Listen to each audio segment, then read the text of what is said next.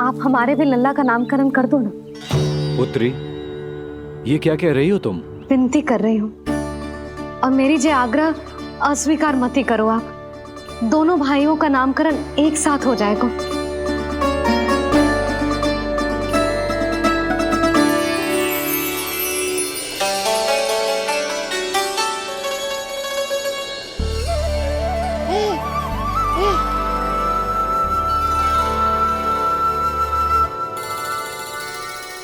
कितने प्यारे और निर्दोष बालक हैं।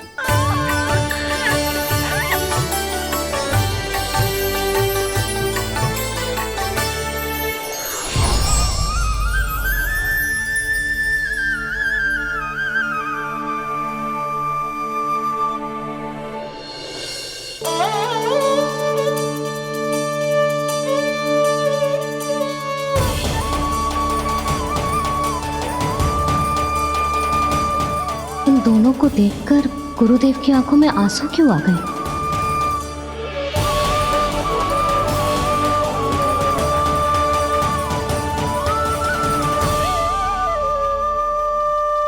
ये क्या कर रहे हैं ऋषिवर? संभालिए अपने आप को, नहीं तो मेरा रहस्य खुल जाएगा आज। अरे ऋषिवर, हाथ मत जोड़िए। इससे पहले कि गड़बड़ हो जाए, अपनी नमस्कार मुद्रा को आशीर्वाद मुद्रा में बदल दीजिए। बात को समझिए, मैंने ये अवतार मैया और लल्ला के अद्भुत संबंध का अनुभव करने के लिए लिया है, पर आपकी भावुकता के कारण यदि मैया को मेरा सत्य पता चल गया तो ये संबंध ही बदल जाएगा।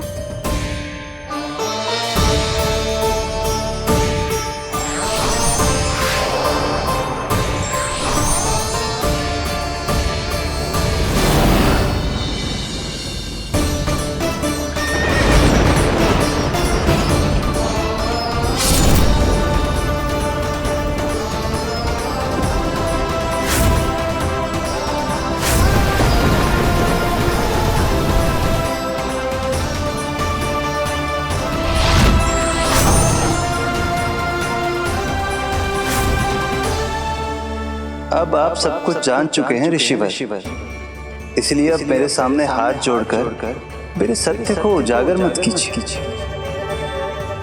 अपने शिष्य वसुदेव के पुत्र के रूप में मुझे आशीर्वाद दीजिए।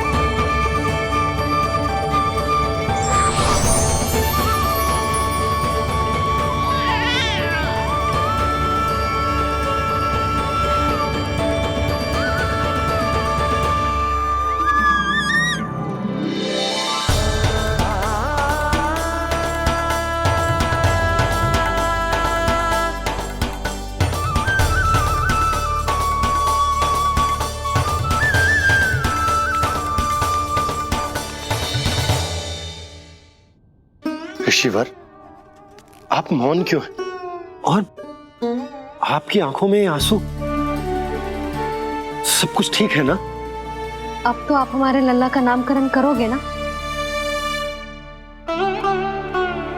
इन दोनों का नामकरण करना मेरा सौभाग्य होगा पुत्री।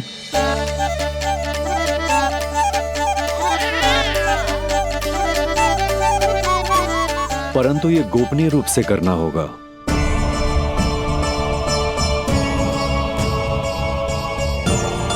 अवश्य ही स्वामी का आग्रह होगा, ताकि कंस की बुरी दृष्टि हमारे पुत्र पर ना पड़े। ये तो बहुत महान ऋषि हैं, इन्हें कंस के अत्याचारों के बारे में अवश्य पता होगा। अपनी संतान का नामकरण संस्कार करना एक मां के लिए उत्सव से कम नहीं होता है, पर यह छुपकर करना होगा। आप दोनों को स्वीकार तो है ना? जैसी आपकी आज्ञा गुरुदेव। स्वीकार है गुरुदेव। तो फिर कहाँ करना है हमें नामकरण का प्रबंध? गुरुदेव, मंदिर सही रहेगा? उससे पवित्र स्थान तो हो ही नहीं सकता है। ऋषि भाई, आप तनिक विश्राम कीजिए, हम लोग प्रबंध करते हैं। मैं कुछ समय इन बालकों के साथ व्यतीत करना चाहूंगा। ये तो इनका सौभाग्य होगा। हमें आज्ञा दीजिए।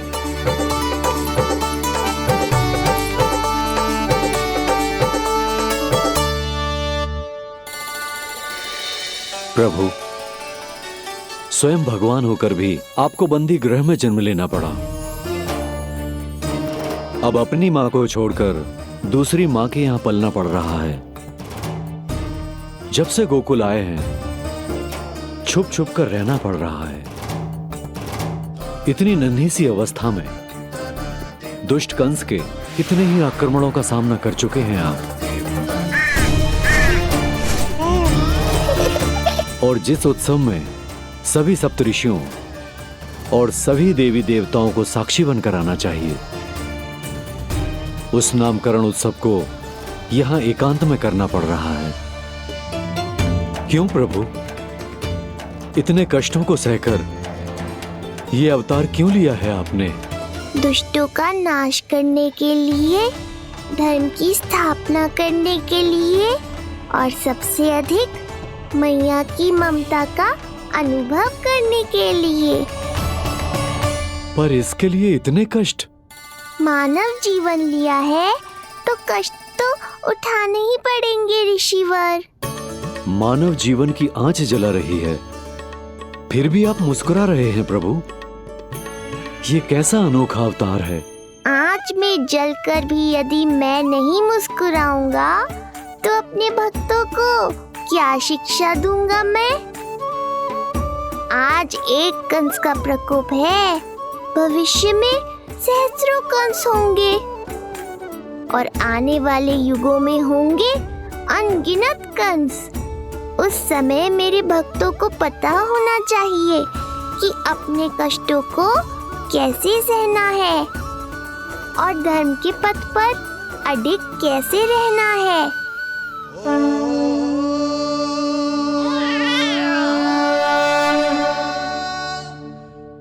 आप धन्य हैं प्रभु। देखा अस्ति, जब सिंह दहाड़ता है तो वन के सभी जीव जंतु इकट्ठे हो ही जाते हैं। वो सब जो मेरा विश्वास पात्र होने का अधिकार और ये सिंहासन पाना चाहते हैं, सामने आए। बुद्धि के बिना बल अपंग होता है महाराज, और मेरे पास बुद्धि और बल दोनों हैं। आप केवल आदेश दीजिए किसका संहार करना है।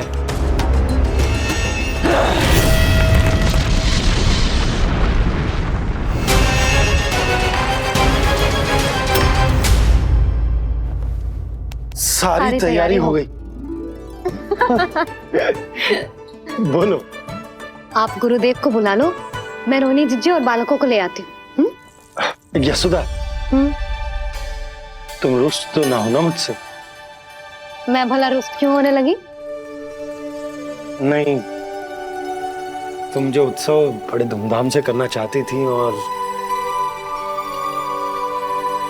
बहुत प्रसन्न हूँ मैं कि हमारे लल्ला का नामकरण स्वयं ऋषि गर्ग पूरे विधि विधान से कर रहे हैं। मैं समझ गई, उत्सव बड़ा हो या ना हो, प्रसन्नता बड़ी होनी चाहिए। अरे मैं तो इतनी उत्साहित हूँ कि दोनों भाइयों का नामकरण आज के शुभ मुहूर्त पे हो रहा है। तो इससे पहले जो बीत जाए, जाओ। आप भी बुला लो।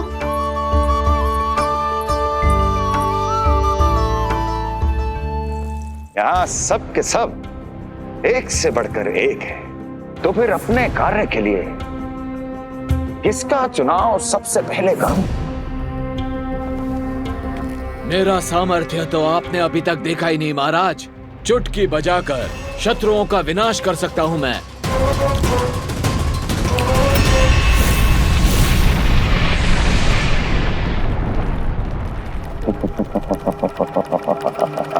वाह! किंतु आपने तो बताया ही नहीं कि करना क्या है। वध करना है, एक नवजात बालक का वध। उसे साधारण बालक मत समझना। गोकुल में नंद के घर पल रहा वो बालक विष्णु का अवतार है।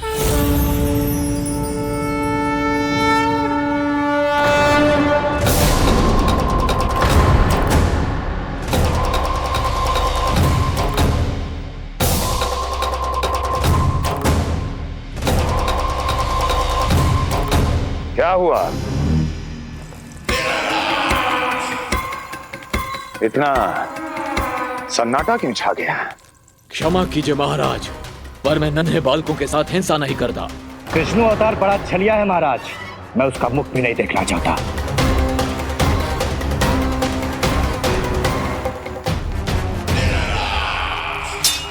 जाने दो इन्हें। वैसे भी इस सिंहासन के लिए मुझे कायरों की कोई आवश्यकता नहीं। जाने दो।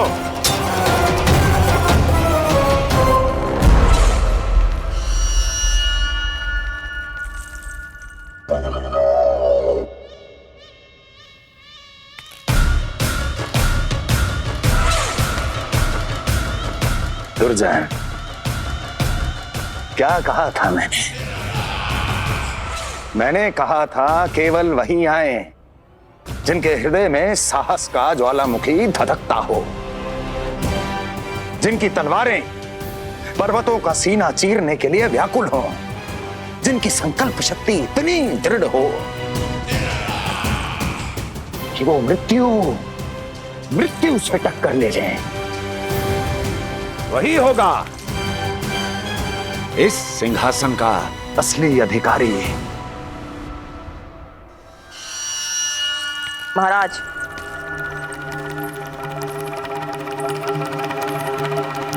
ना तो आपके दिए इस सम्मान का कोई मूल्य रह गया है और ना ही आपके भय का। अभी आपने ही कहा था ना कि जब वन में कोई सिंह दहाड़ता है तो उस वन के सभी जीव जंतु एक जगह एकत्रित हो जाते हैं, परंतु उसी वन में जब कोई बब्बर सिंह दहाड़ता है तो वही जीव जंतु भय के मारे इधर उधर भागने लगते हैं। निश्चित ही वो बालक इन सब के लिए बब्बर सिंह बन चुका है। उसका भय हमारे साम्राज्य की नींव हिला रहा है महाराज।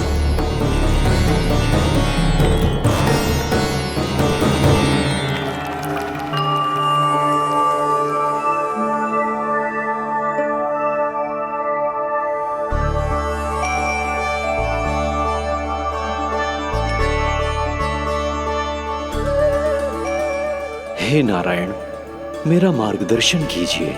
हे मां सरस्वती, मुझे आशीर्वाद दीजिए ताकि मैं दोनों बालकों के लिए सर्वोत्तम नामों का चुनाव कर पाऊं।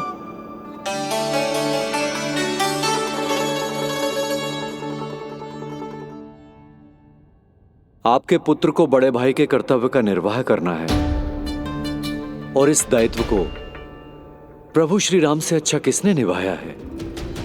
जैसा अटूट संबंध उनका अपने भाइयों के साथ था, मैं श्री नारायण से प्रार्थना करता हूं कि वैसा ही प्रेमपूर्ण संबंध इसका भी अपने छोटे भाई के साथ हो।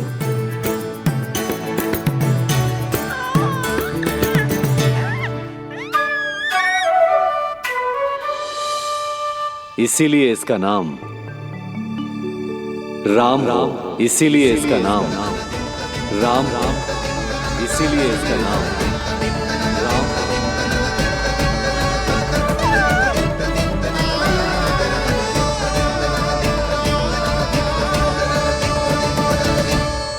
बड़े भाई में आदर्श, न्याय, संकल्प बल के साथ साथ शारीरिक बल भी होना चाहिए। मैं देख पा रहा हूं ये बालक इन सब बलों के लिए जाना जाएगा। इसलिए जो नाम इसके व्यक्तित्व के लिए सबसे उचित है वो है बलराम। बलराम, बलराम।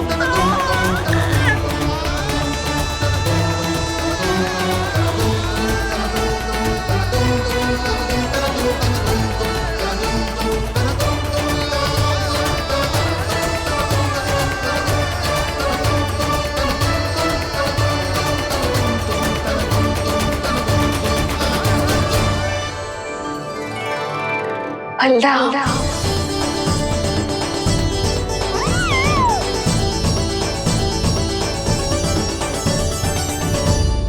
तो फिर उसका नाम बल राम रखना।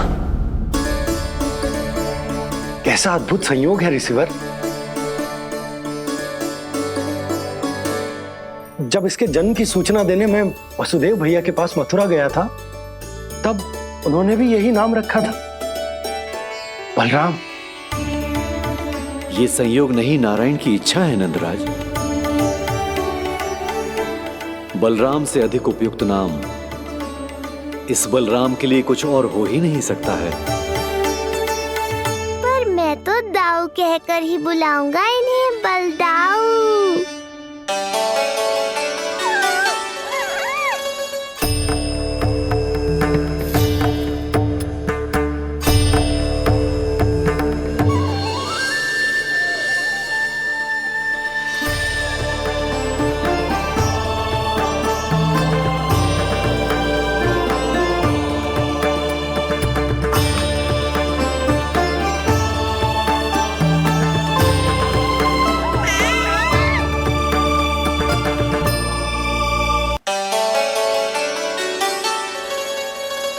सुना पुत्र, आज से तुम्हारा नाम होगा बलराम।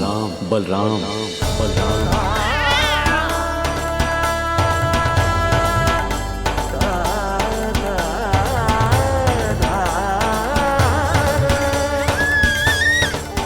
गुरुदेव, कितना अद्भुत नाम दिया है आपने इसे। अब मेरे लल्ला को भी ऐसा ही कोई उत्तम सा नाम दे दो।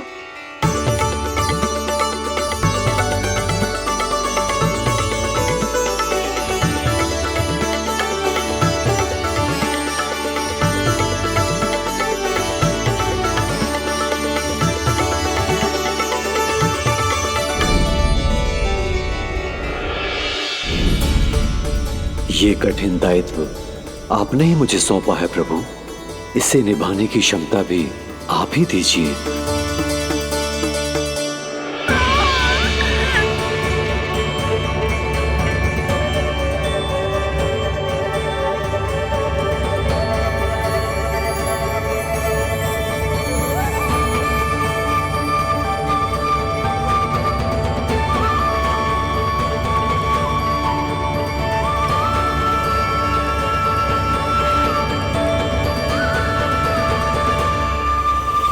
कृष्ण कृष्ण कृष्ण कृष्ण कृष्ण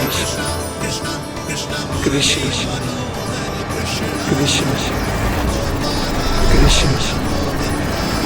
कृष्ण।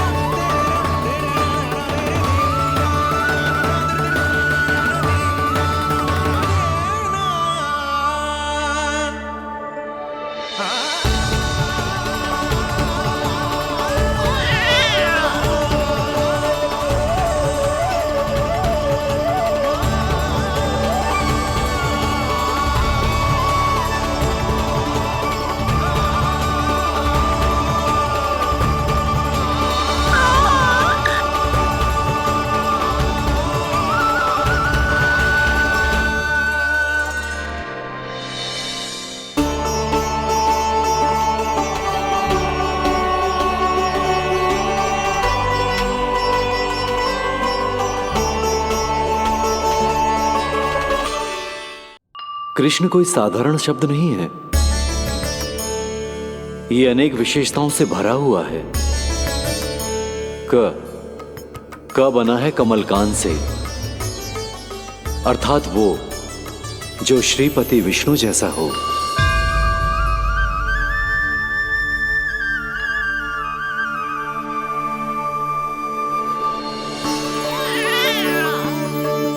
री की उत्पत्ति हुई है श्री राम से, अर्थात वो जो सबके हृदय में बस जाए। श ऐश्वर्य के स्वामी विष्णु के लिए, अर्थात वो जो समृद्धि लेकर आए।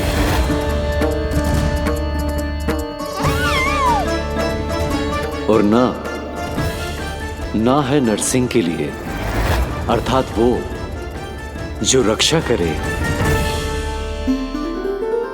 और अंत में आकार की मात्रा सूचक है अग्निदेव का, अर्थात वो जो स्वयं तप कर सबको पवित्र कर दे।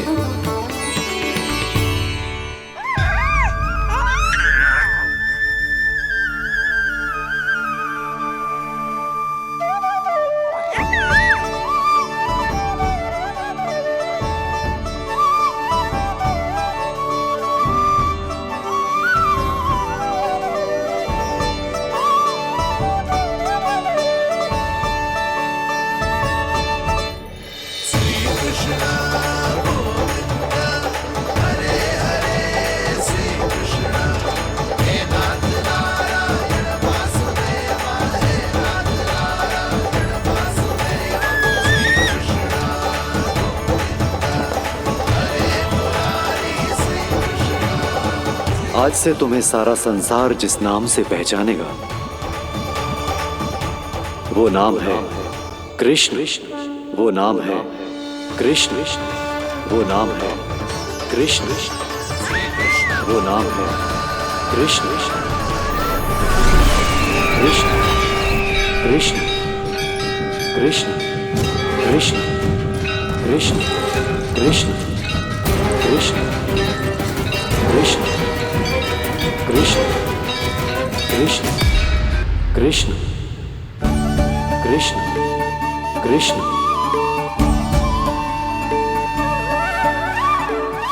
यशोमती मैया की नंद लाला, यशोमती मैया की नंद लाला।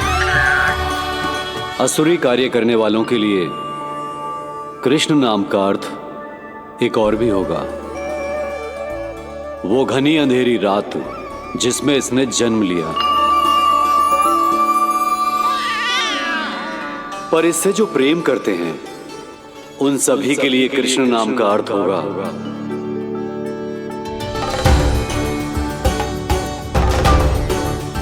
अतुलनीय सुंदरता और अथाह प्रेम।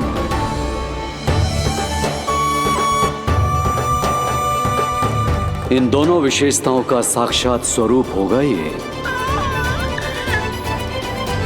कृष्ण।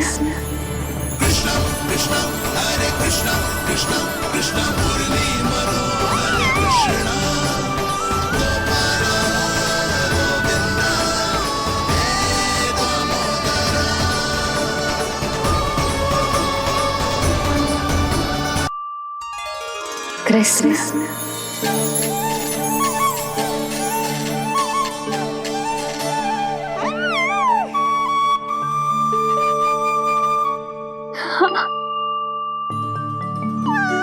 और जो मानवता के शत्रु हैं उनके जीवन में ये नाम अशांति, असुरक्षा, भय उत्पन्न करेगा।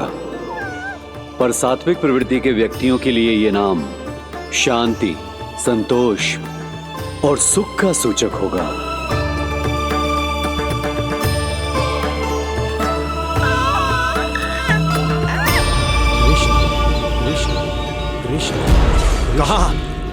कहां से आ रही है ये ध्वनियां? कहां से आ रही है ये ध्वनियां?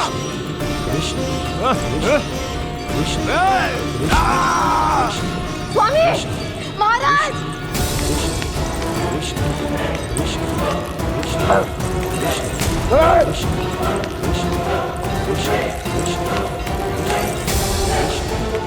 कैसी ध्वनि महाराज?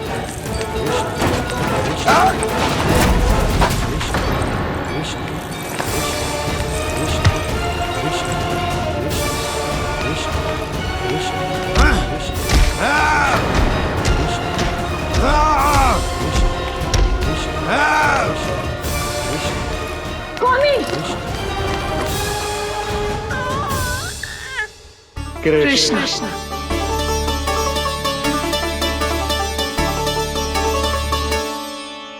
कृष्ण, जे नाम अनंत काल तक स्मरण किया जाता रहेगा, जे ही तेरी मैया का आशीर्वाद। संसार मुझे कृष्ण बुलाए या नीलमणि कहकर पुकारे, मैं रहूंगा तो बस यशोमती मैया का नंद लाला। यशोमती मैया के नंद लाला, यशोमती मैया के नंद लाला।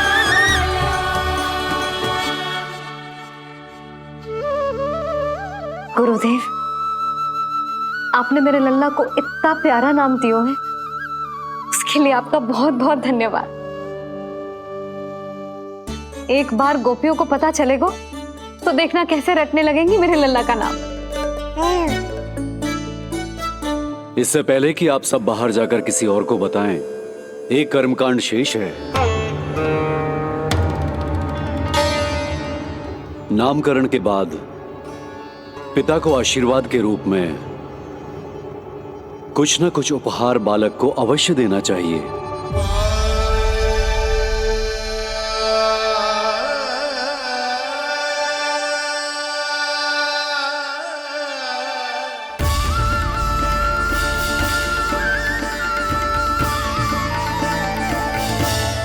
मैं क्या दूं?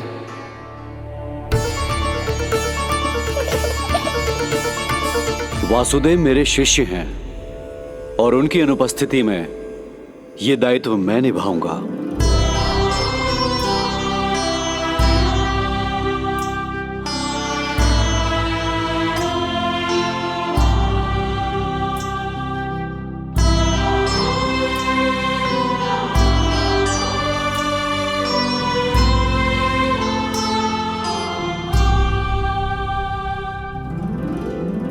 इसे अपने पिता की ओर से स्वीकार करो पुत्र।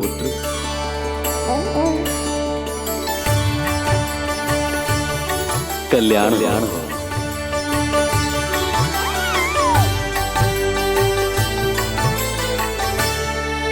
क्या दूं मैं इसे?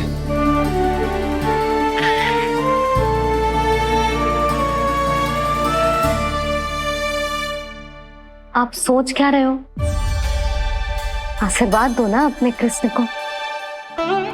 अच्छा, सोच रहा हूं कि लल्ला को क्या दूं?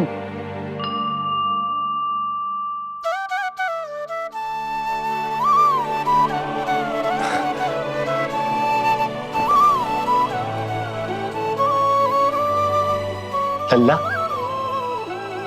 तू स्वयं ही बता दे, तुझे क्या चाहिए?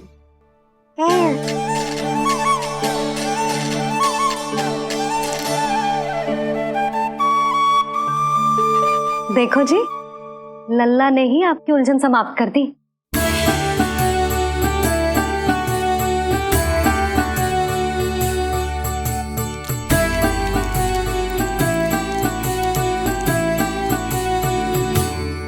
मेरा आशीर्वाद कि तेरा जे नाम कृष्ण तेरी प्रजा के लिए बहुत हितकारी हो। गुरुवर,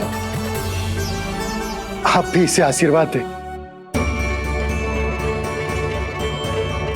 जिनके आशीर्वाद से ये पूरा संसार संचालित होता है, उन्हें मैं क्या आशीर्वाद दूं?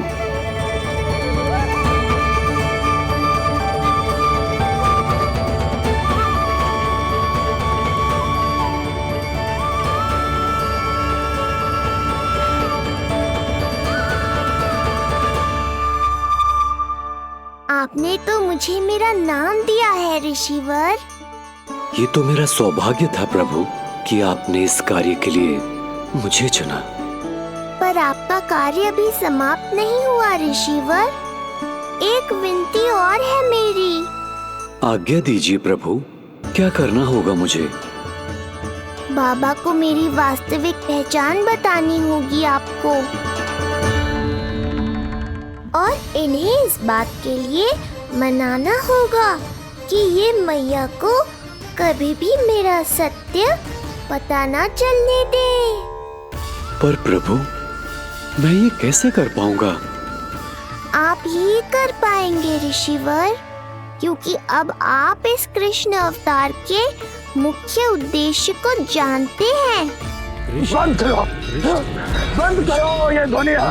कौन सी ध्वनिया? ये ध्वनिया बंद करो, बंद करो।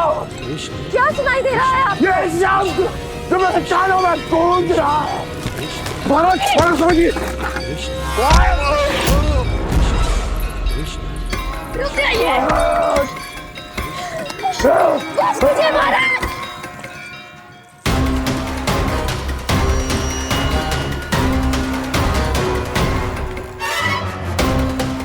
आप भूल रहे हैं कि आप मथुरा नरेश है, कंस है आप।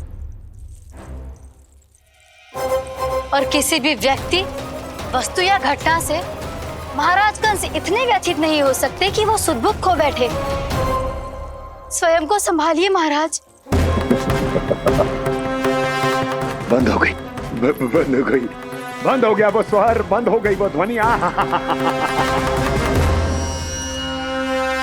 रति, यूं मत सोचना कि मैं तुम्हें सुन नहीं रहा था। तुम सत्य कह रही हो। मैं कंस हूं, किसी भी व्यक्ति, वस्तु या घटना से व्यथित नहीं हो सकता। दुर्जन, जी महाराज, इस सिंहासन को पुनः स्थापित करो। यदि कोई भी योग्य इसे स्वयं सिद्ध करने नहीं आता तो मुझे पता है मुझे क्या करना है, कैसे उस दुष्ट बालक का संहार करना है। मैं भली भांति जानता हूं। ये दायित्व आपको ही निभाना होगा ऋषिवर। इससे 2 लाभ होंगे। एक तो मेरे बाबा कंस के कारण होने वाली चिंता से मुक्त हो जाएंगे और आवश्यकता पड़ने पर मेरी पहचान को मैया से सुरक्षित रखने में सहायता भी करेंगे।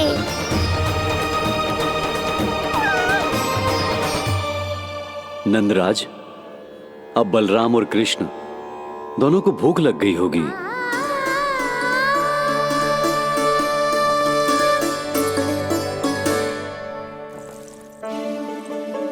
प्रणाम गुरुदेव। प्रणाम गुरुदेव।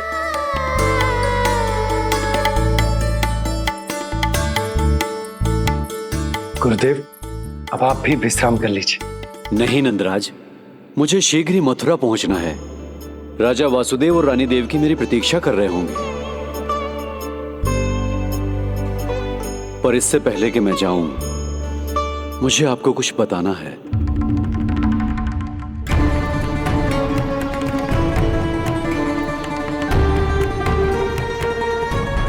गुरुदेव, आपके ललाट पर बल पड़ गए।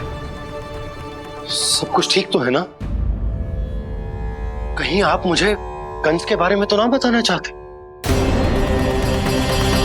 गुरुदेव, मैं जानता हूं कि कंस नवजात शिशुओं की हत्या करवा रहा है।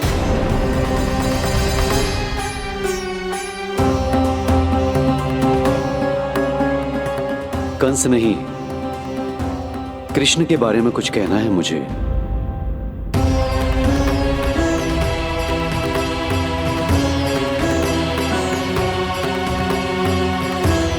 बताइए गुरुवर। मैं एक ऐसा सत्य बताने जा रहा हूं नंदराज, जो है तो वरदान, पर उसे स्वीकारना आपके लिए बहुत कठिन होगा। गुरुदेव, आप जो कह रहे हैं वो मैं समझ ना पा रहा हूं। बताइए ना।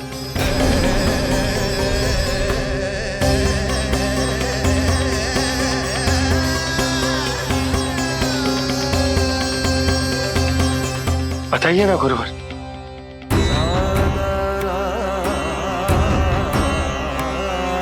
सत्य यह है नंदराज, कृष्ण राजा वासुदेव के पुत्र हैं। कृष्ण राजा वासुदेव के पुत्र हैं। कृष्ण राजा वासुदेव के पुत्र हैं।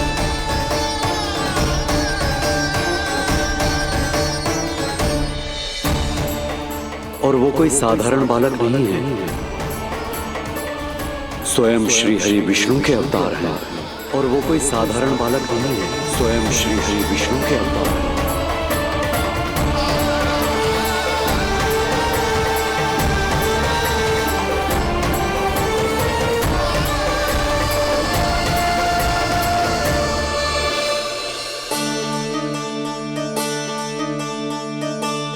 कशु विचित्र लग रहा है।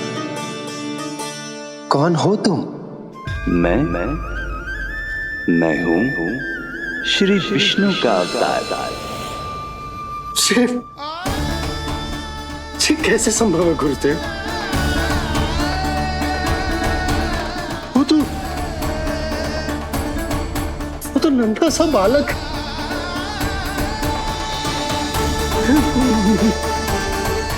वो श्री नारायण का अवतार कैसे हो सकता है? और गुरुदेव, आप ये सोच भी कैसे सकते हैं कि वो मेरा लल्ला वसुदेव भैया का पुत्र है? यही सत्य है नंदराज।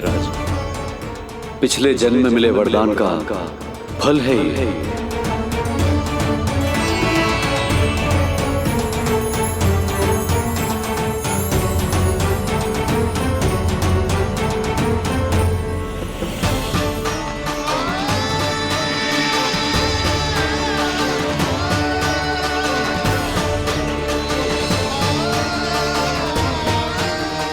मैं आपकी संतान के रूप में अवश्य आऊंगा, किंतु उसके लिए आपको मेरे अगले अवतार के बाद एक और अवतार की प्रतीक्षा करनी होगी, क्योंकि अगले जन्म के लिए मैं पहले ही ये वरदान माता देवकी को दे चुका हूं। इस समय मैं विवश हूं, किंतु मैं आपको वचन देता हूं, आपकी संतान बनकर अवश्य आऊंगा। प्रभु, श्री हरि को अपने सामने देखकर मेरी व्याकुलता का बांध टूट गया है। 2 जन्म बहुत बड़ा समय होता है स्वामी। अपने पुत्र के रूप में हरि को गोद में खिलाने के लिए अब मैं और 2 जन्मों तक प्रतीक्षा नहीं कर सकती। धरा!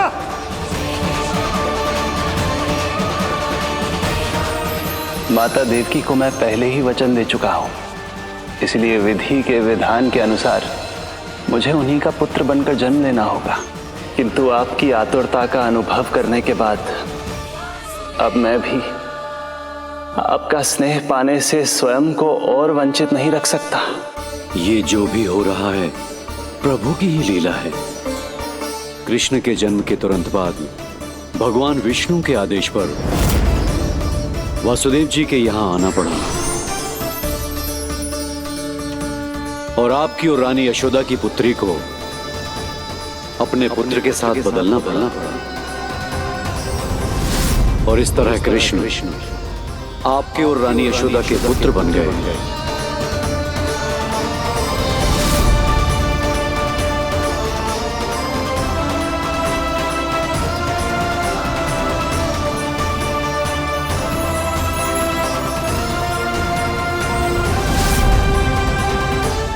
आपने सही कही थी गुरुदेव। जिस सुनने में तो वरदान ही लगता, पर इसे स्वीकार करना उतना ही कठिन। जब यशोदा को इस बात का पता चलेगा तो उसे कैसा लगेगा? अपने नाम का अर्थ अच्छे से सुनो है ना तूने? उसका हर एक अक्षर भगवान श्री नारायण से संबंधित है, जैसे उन्हीं का स्वरूप है तू। बस मैया, ये सत्य आपसे छुपा रहे, इसी कारण बाबा के लिए ये जानना आवश्यक है। फिर चाहे इसे स्वीकार करना उनके लिए कितना भी कष्टदायक क्यों ना हो।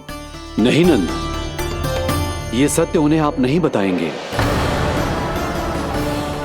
स्वयं प्रभु ने मुझसे कहा है किसी और प्राणी को इसके बारे में भनक तक नहीं लगनी चाहिए, और रानी यशोदा को तो बिल्कुल नहीं। गुरुवर, कंस के आक्रमणों की जानकारी यशोदा से पहले ही छुपा कर रखना कठिन था। अब इतना बड़ा सत्य मैं यशोदा से कैसे छुपाऊंगा? आपको छुपाना ही होगा नंदराज, यही प्रभु की इच्छा है।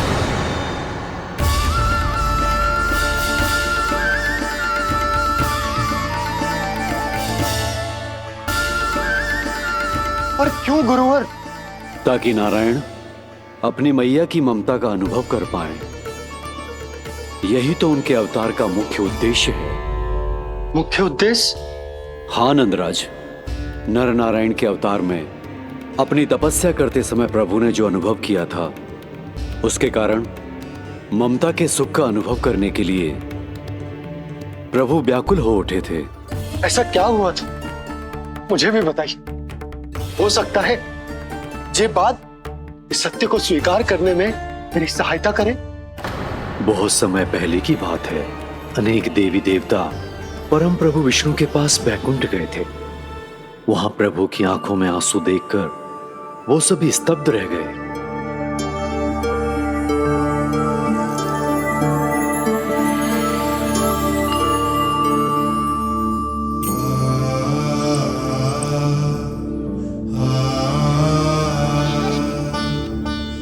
प्रभु, आपकी आंखों में आंसू?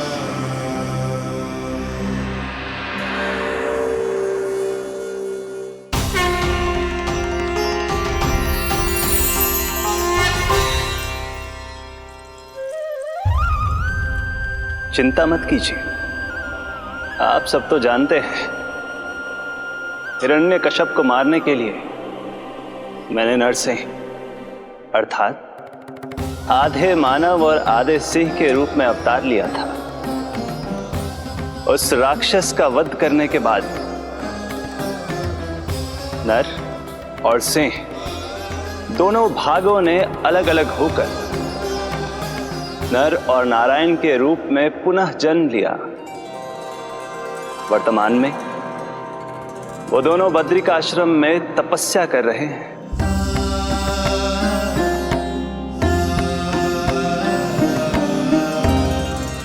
आज उन दोनों ने कुछ ऐसा देखा जिसने मुझे भी भावुक कर दिया।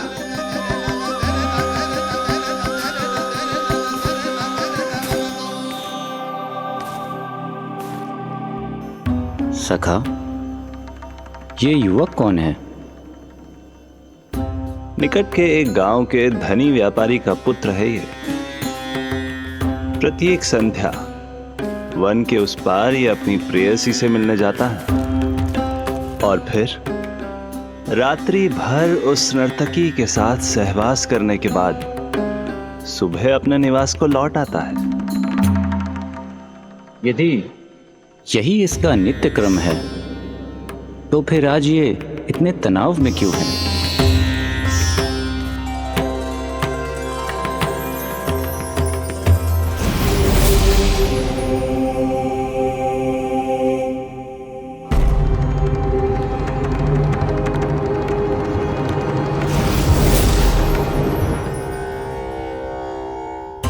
कल रात्रि प्रेम क्रिया के मध्य उस नर्तकी ने इससे पूछा, ये सबसे अधिक प्रेम किससे करता है? जब इसने कहा तुमसे, तो वो बोली, तुम्हें अपने प्रेम को सिद्ध करना होगा।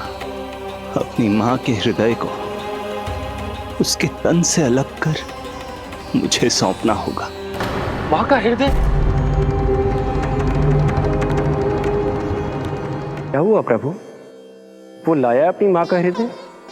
ये जिज्ञासा यक्ष प्रश्न बनकर पूरे दिन नर और नारायण के मस्तिष्क में कौंधती रही। उन्होंने संध्या होने तक वहीं नदी किनारे प्रतीक्षा करने का निर्णय लिया ताकि वो ये जान सके कि क्या वो युवक अपनी क्रूर प्रेयसी को छोड़ेगा या वासना में अंधा होकर अपनी ही माता की हत्या करने का जघन्य अपराध करेगा। अब उसके वन पार करने का समय बीत चुका है। युवक ने विवेक का परिचय दिया है सखा। हे प्रभु, आपका कोटि कोटि धन्यवाद।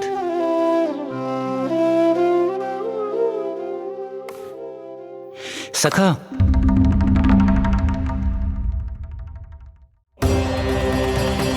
सखा मुझे बताओ, जो अकल्पनीय था कहीं वो घट तो नहीं गया?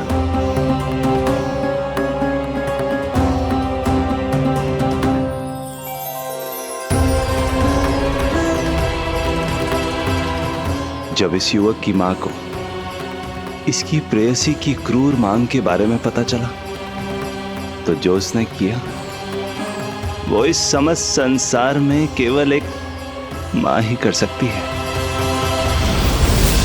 बस इतनी सी बात?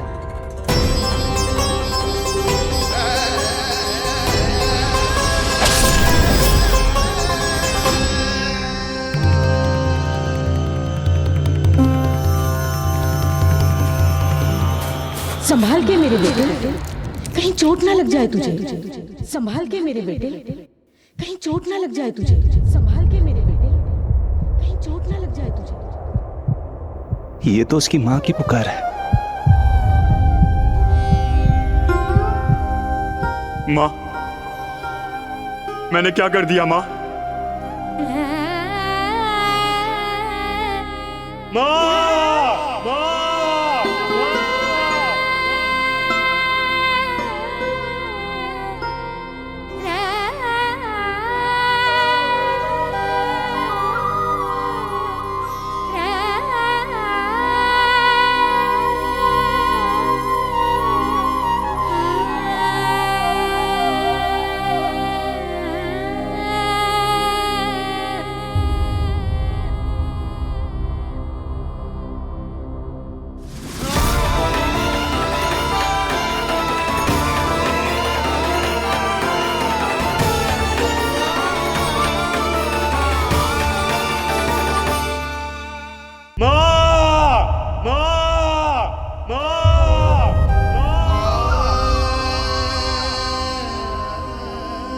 इस घटना से केवल नर और नारायण ही भावुक नहीं हो गए थे, बल्कि बैकुंठ में बैठे श्री हरि की आंखों में भी आंसू आ गए थे।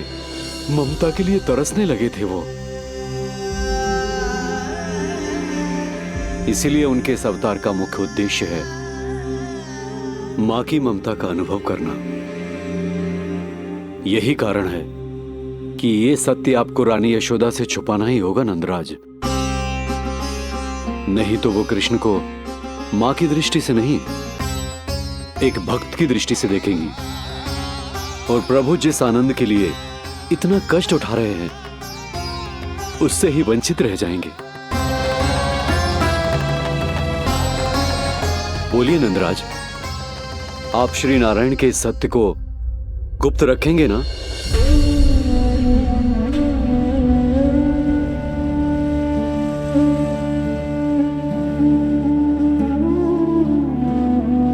प्रभु ने मुझे कैसी दुविधा में डाल दिया है गुरु। यशोदा से तो ये सत्य मैं छुपा भी लूंगा, परंतु स्वयं से कैसे छुपाऊंगा? और बाबा होने को सुख, उसको अनुभव कैसे कर पाऊंगा? जो हो रहा है और जो भी होता है सब उनकी ही इच्छा से होता है नंदराज। इसलिए आगे का मार्ग भी वही दिखाएंगे। अब मैं चलता हूं नंदराज। राजा वसुदेव और रानी देवकी नामकरण के बारे में जानने के लिए व्याकुल हो रहे होंगे।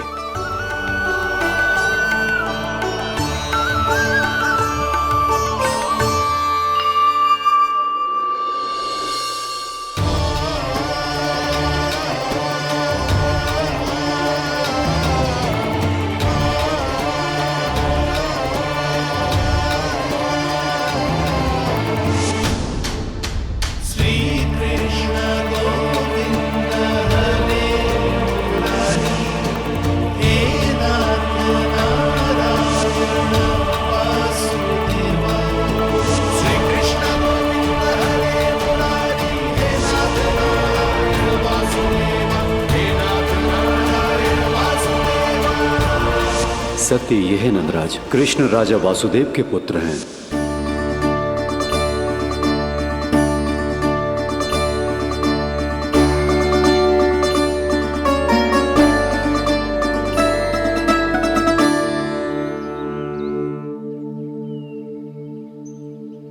नंदराज, अपने आप को संभालिए और शांत चित्त से घर लौटिए। और हां, स्मरण रखिए कि प्रभु ने आपको बहुत ही बड़ा उत्तरदायित्व सौंपा है, आपको उसे निभाना ही होगा।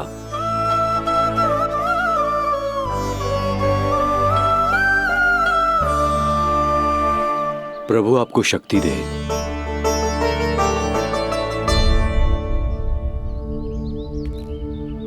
आप बहुत सौभाग्यशाली हैं नंदराज, जो प्रभु आपके घर पल रहे हैं। उनके बारे में सोचिए जिनके यहां प्रभु ने जन्म लिया है।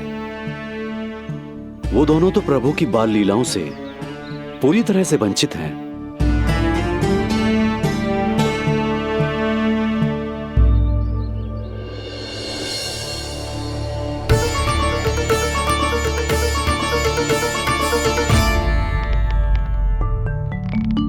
कहाँ रह गए तेरे बाबा लल्ला?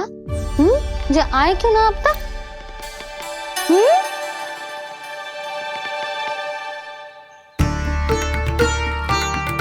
मेरा लल्ला मेरा ना है, वो तो मेरे आराध्य नारायण का अवतार, और ये बात मुझे यशोदा से छुपानी।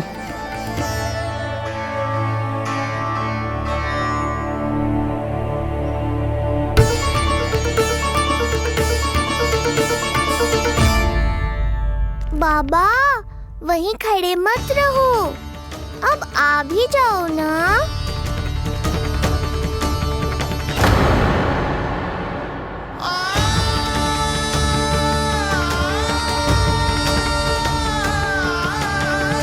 एक पग भी आगे बढ़ाने का साहस ना हो रो मेरा।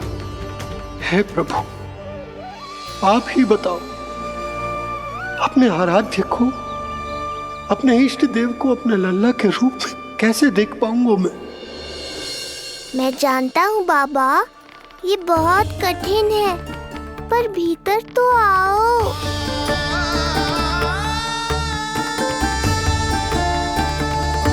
अब आ भी जाओ बाबा, ऐसे बाहर कब तक खड़े रहोगे आप?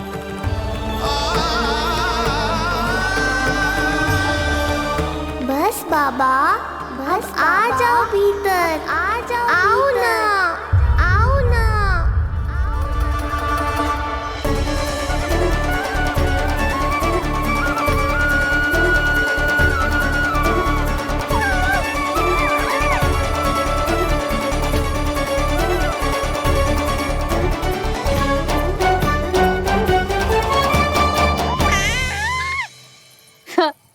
समझो? जब तू इधर उधर भाग रहा होगा तो तुझे बुलाने के लिए मैं तुझे ऐसे पुकारूंगी, कृष्ण। और जब तू शैतानी करेगो ना लल्ला, मैया को तंग करेगो, तो मैं तुझे क्रोध में ऐसे बुलाऊंगी, कृष्ण। हाँ। इसे सत्य पतो ना है, इसीलिए कितनी अच्छी तरह से मैया होने का कर्तव्य निभा रही है, पर मैं अब बाबा होने का कर्तव्य कैसे निभा पाऊंगा?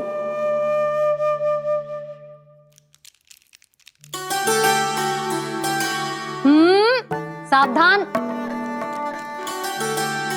इतनी अच्छी लगी तुझे बाबा की दीजे माला, कि मुंह में ले लियो तूने? मुंह में लेने की वस्तु ना है लल्ला। जैसे यशोदा आपको एक मैया की तरह सीख दे रही है, मैं आपको बाबा की तरह शिक्षा कैसे दे पाऊंगा प्रभु?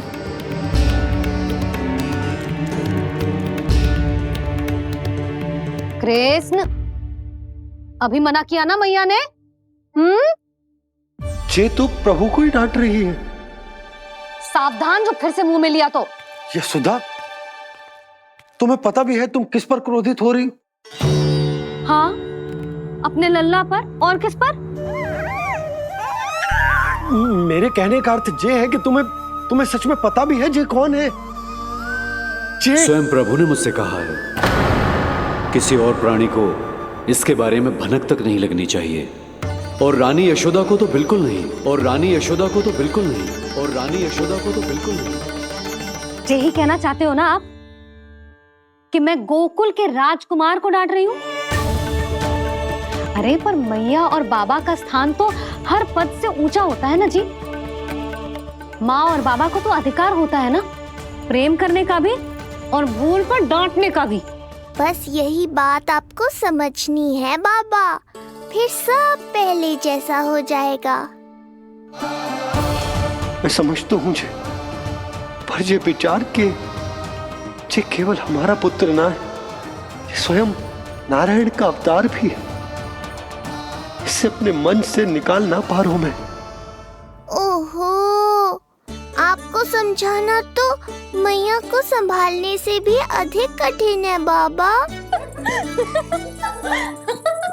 लल्ला, अरे लल्ला। जशोदा जी, आपने हमें नामकरण के लिए ना बुलायो। कोई बात ना है, लेकिन ये तो बताओ कि लल्ला का नाम क्या रखो है? हाँ भाभी, बताओ ना। हाँ जी, अब और प्रतीक्षा ना हो रही हमसे। इसका नाम रखो है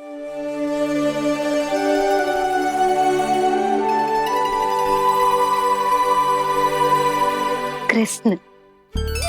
कृष्ण बहुत प्यारा नाम है, लेकिन थोड़ा कठिन है। मैं तो इसे किशन बुलाऊंगी। सही कहो, मैं भी इसे प्रेम से किशन ही कहूंगी। क्यों किशन? मेरे लिए तो जे किसना है।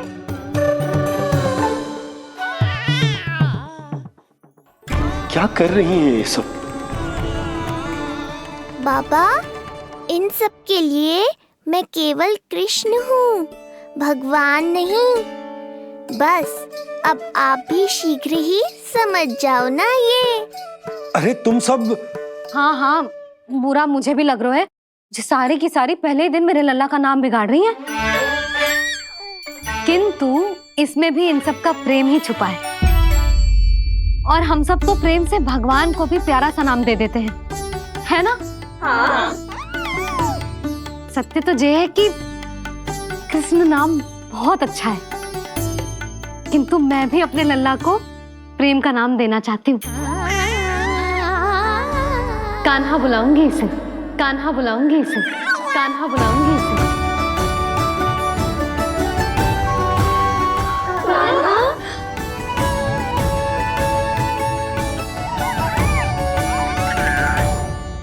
कान्हा, अनोखी ध्वनि, सहज सा मीठा, मैं भी इसे कान्हा ही पुकारूंगी।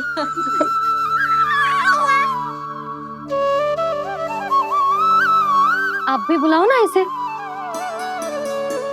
आप एक बार बुलाकर तो देखो, झट से पलट कर देखेगा आपको ये हमारा नटखट कान्हा। प्रभु, ये सब आपका सत्य ना जानती, पर मैं जानता हूं। अब इस मुख से आपका नाम केवल भक्ति भाव से ही निकल सकता है, वात्सल्य भाव से ना। जी की लल्ला का भी तो नामकरण हुआ था ना अपने लल्ला के साथ।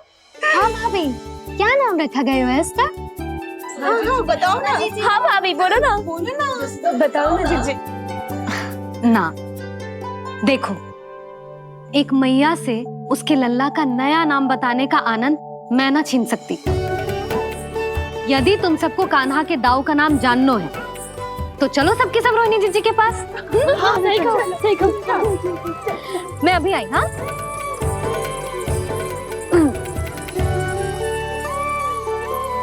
सुनो जी, आप लल्ला को संभालो, मैं अभी आई। रोहिणी, मैं कैसे? ये प्रभु लल्ला जी, क्या मैं कर रहे हो? क्या हो गया आपको? मैं शीघ्र ही आ जाऊंगी। यशोदा, मुझसे दूर कब तक रहोगे बाबा?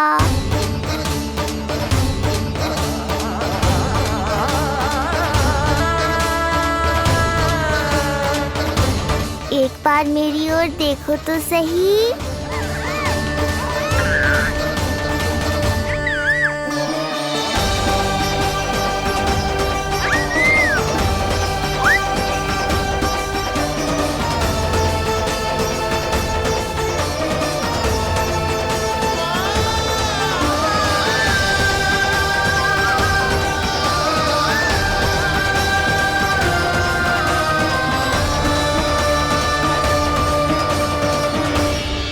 प्रभु, मुझे दुविधा में डालकर आप मुस्कुरा रहे हो।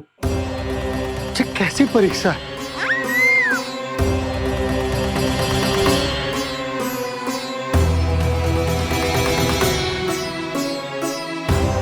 ये क्या कर रहे हैं आप? पिता का स्थान पुत्र के चरणों में नहीं होता, पुत्र के सिर के ऊपर होता है उनका हाथ, उनका वरद हस्त। प्रभु, आप चाहते हो कि मैं आपका सत्य यशोदा को न बताऊं। यशोदा चाहती है कि मैं आपको लल्ला की तरह अपने गोद में उठाकर आपसे बातें करूं।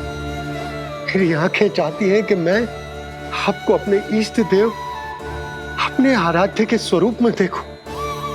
और मेरा हृदय चाहता है कि मैं आपको अपने पुत्र के स्वरूप में देखूं। अब आप ही बताओ प्रभु, अब मैं इस परिस्थिति में क्या करूं? मुझे कुछ समझ में ना आ रहा। आप ही का आश्रय है प्रभु। आप ही को सहायता करनी होगी।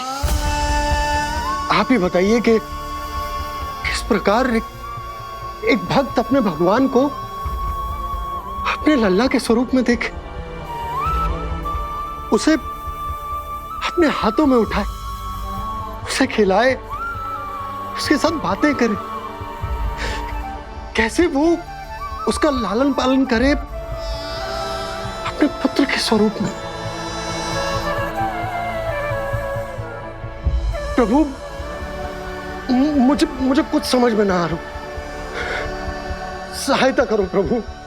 चिंता मत कीजिए बाबा, आपके सभी प्रश्नों का उत्तर शीघ्र ही मिलेगा आपको।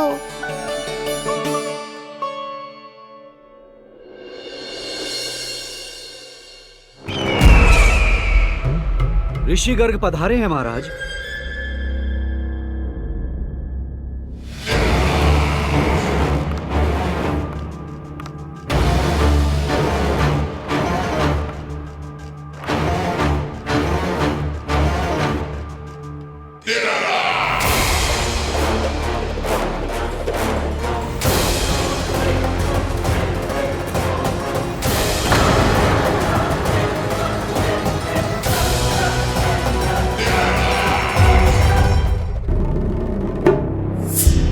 तो महान मथुराधीश कंस के दरबार में ऐसे सम्मान होता है ऋषि मुनियों का?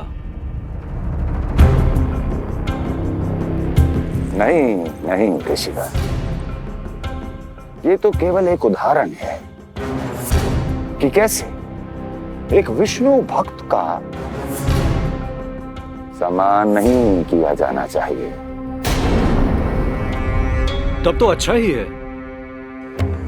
मैं यहां तुमसे सम्मान की अभिलाषा लेकर नहीं आया हूं। मैं यहां देवकी और वसुदेव से भेंट की इच्छा लेकर आया हूं। क्यों? मेरे विरुद्ध कोई षड्यंत्र रचना चाहते हो? जो सदैव दूसरों के विरुद्ध षड्यंत्र करता है, उसका संपूर्ण जीवन इसी भ्रम में बीतता है कि सारा संसार उसके लिए षड्यंत्र कर रहा है। परंतु अन्य व्यक्तियों के पास इससे भी अत्यधिक महत्वपूर्ण कार्य होते हैं करने के लिए। यह महत्वपूर्ण कार्य करने की आपकी यह इच्छा इस दरबार में पूर्ण नहीं होगी ऋषिवर।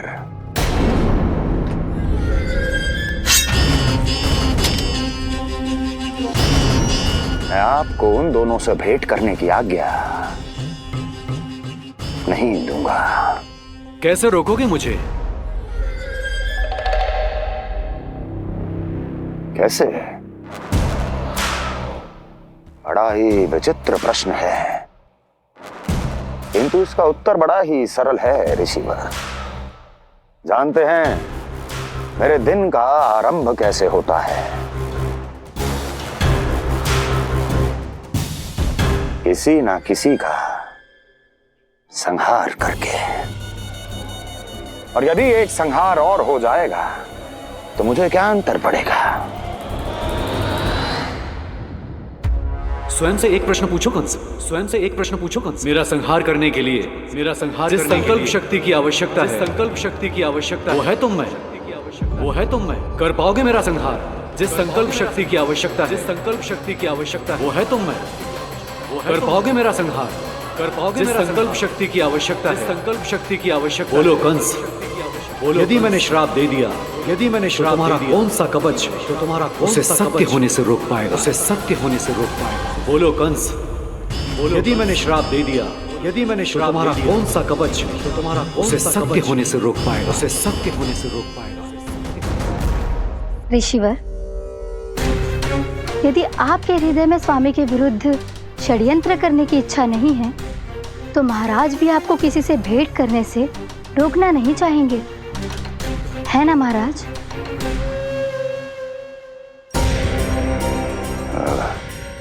हाँ,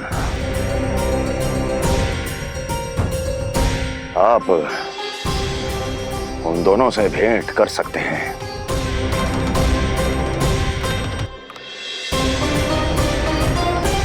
दुर्जन, इन सब पर दृष्टि रखो। अब सब कुछ सुनकर आना, सब कुछ भी छूटना नहीं चाहिए। जाओ।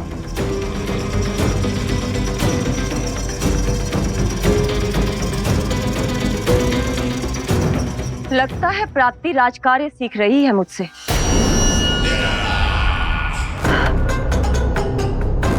उचित समय पर सही सुझाव दिया तुमने प्राप्ति। अब आसानी से पता लग जाएगा कि ऋषिगढ़ के यहाँ आने का वास्तविक कारण क्या है महाराज।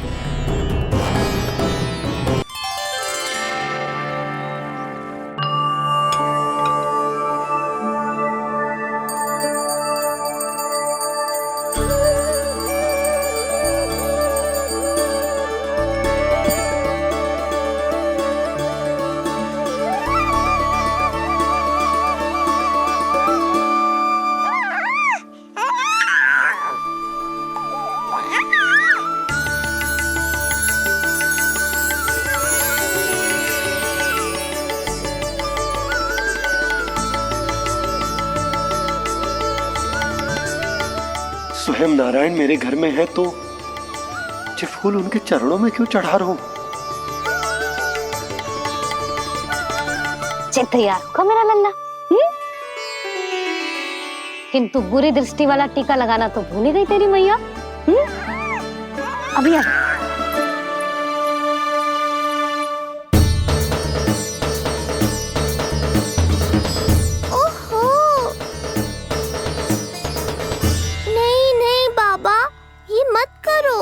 मैया आ रही है, उन्हें पता चल जाएगा।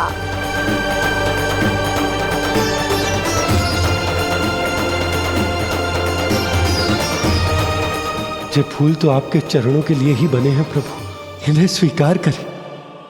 बाबा, ये सत्य मैंने आपको अपना साथ देने के लिए बताया था, अपने आप को फंसाने के लिए थोड़ी ना।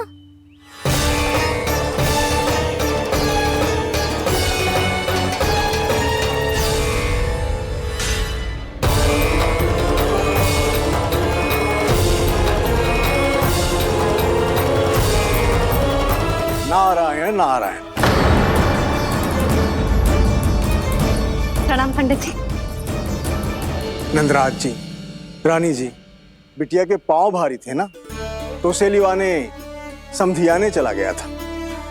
वहां कुछ अधिक ही समय लग गया। आज वापस आया तो पता चलो कि स्वयं गर्ग ऋषि ने लल्ला का नाम रखो है, सो मिलने चला है। क्या नाम मिलो है इसे? उन्होंने लल्ला का नाम कृष्ण रखो है। उन्होंने लल्ला का नाम कृष्ण रखो है।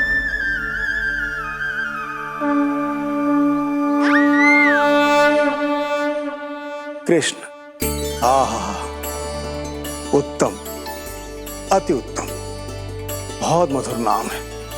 ऐसा लग तो है जैसे आप स्वयं श्री नारायण का नाम ले रहे हैं।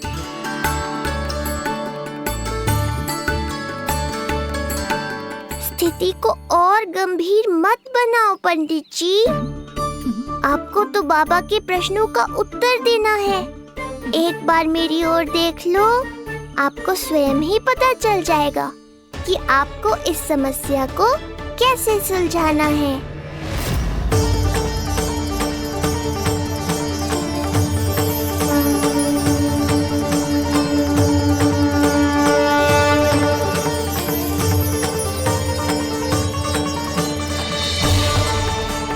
पंडित जी मेरे लल्ला को टकटकी बांध के देखे क्यों जा रहे हैं?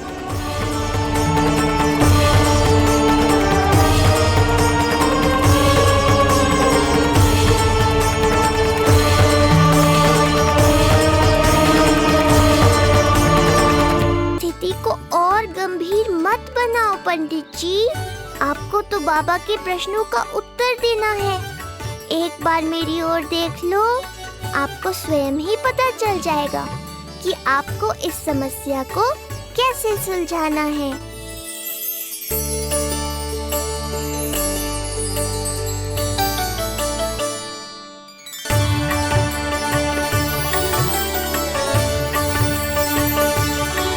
क्या हुआ पंडित जी?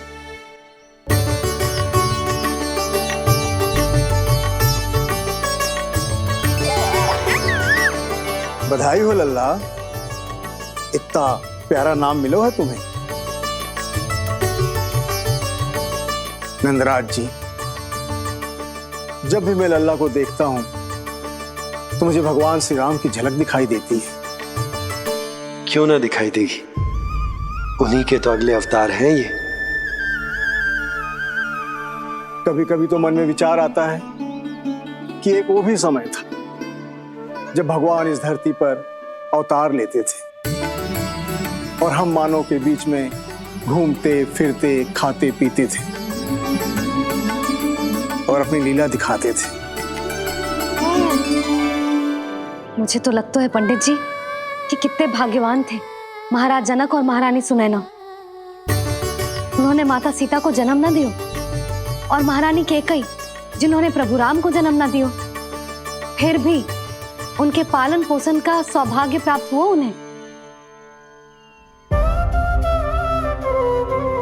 कल्पना करो पंडित जी, कितने पुण्य अर्जित किए होंगे उन्होंने पिछले जन्म में, कितनी तपस्या की होगी कि जिनकी गोद में सारा संसार है वो श्री नारायण और माता लक्ष्मी उनकी गोद में खेले।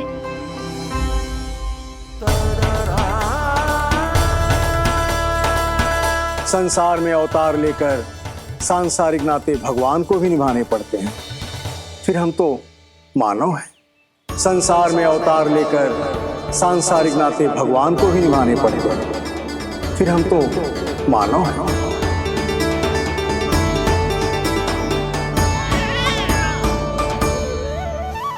जो हो रहा है और जो भी होता है सब उनकी ही इच्छा से होता है नंदराज, इसलिए आगे का मार्ग भी वही दिखाएंगे। तो आपने मुझे मेरे प्रश्नों के उत्तर दिला ही दिए।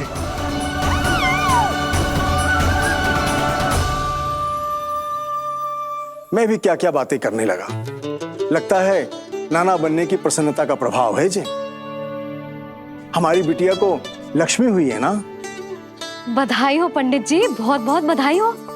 मैं मैया और उसकी बिटिया से अवश्य मिलने आऊंगी। बधाई हो पंडित जी। अब मुझे आज्ञा दीजिए, वैद्य जी से कुछ औषधियां लेनी है मुझे। नारायण नारायण।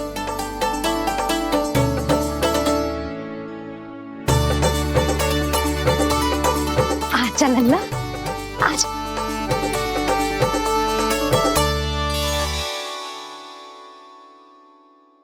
ठीक है।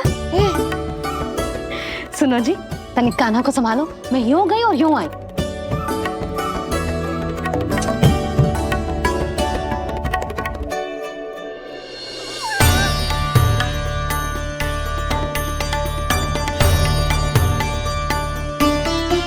क्या हुआ? मैं देख रही हूँ नामकरण के बाद से एक बार भी आपने कान्हा को गोद में ना लिया है। सब ठीक है ना? हाँ, सब ठीक है। अब सब ठीक है। लो मेरा लल्ला।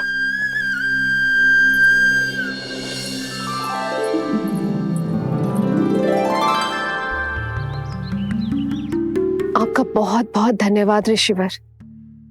यादवों का कुलगुरु होने के नाते ये तो मेरा कर्तव्य था पुत्री। मुझे क्षमा कर दे लल्ला, कुछ समय के लिए मैं अपने कर्तव्य से भटक गया था।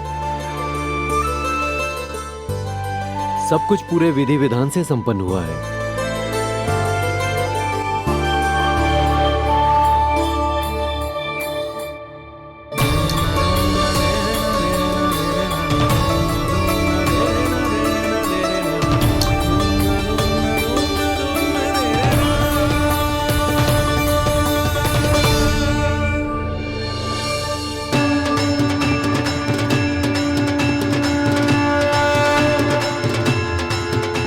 जो नाम मैंने दिया है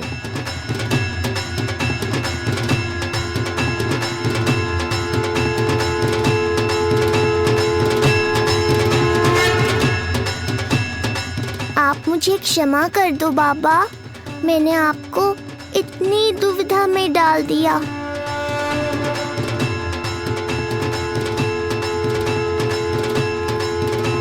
और इस तरह नंद को सब कुछ पता चल गया। आप दोनों चिंता मत करिए, सब ठीक है। अब मैं आपके 6 पुत्रों का श्राद्ध कर्म करूंगा।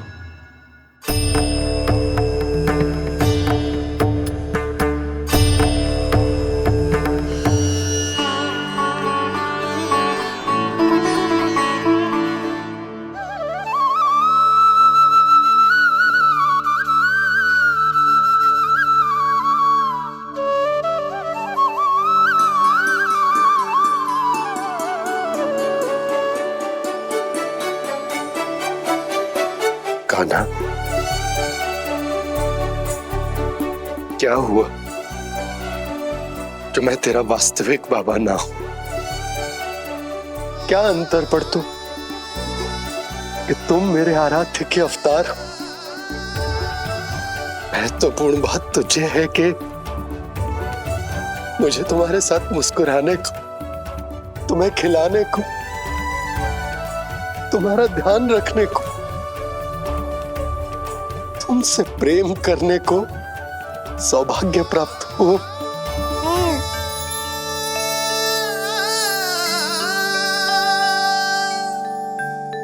बाबा, सत्य जानने के बाद अब आपको केवल प्रेम ही नहीं करना है, मुझे डांटना भी है जब मुझसे कोई भूल हो जाए या मैं कोई शरारत करूं। तुमने मुझसे कुछ कही कान्हा, पर ये सब जानने के बाद तुम्हें कैसे डांट सकता हूँ? बताओ ना कि कैसे मैं तुम्हें ये कहूँ? वो सब आप मुझ पर छोड़ दो बाबा। शीघ्र ही जीवन की माया आपको अपने प्रभाव में ले लेगी और आप ये सब भूल जाओगे। पर जब जब मेरी दिव्यता की झलक संसार को मिलने वाली होगी और मेरा सत्य मैया को पता चलने वाला होगा, तब तब आपको इसका स्मरण हो जाएगा। इसका अर्थ है कि गुरुवर ने सही कहा था। श्री हरि की आंखों में भी आंसू आ गए थे, ममता के लिए तरसने लगे थे वो। इसीलिए उनके इस अवतार का मुख्य उद्देश्य है माँ की ममता का अनुभव करना। ये सत्य है कि इस अवतार का मुख्य उद्देश्य माँ की ममता का अनुभव करना। वो तो है बाबा, पर उसके साथ साथ आपका प्रेम पाना भी है। जानते हो, किसी संकट की स्थिति में आपको सब कुछ स्मरण क्यों आएगा? ताकि आप मैया को सत्य पता चलने से रोक पाओ। बोलो बाबा, आप मेरी सहायता करोगे ना?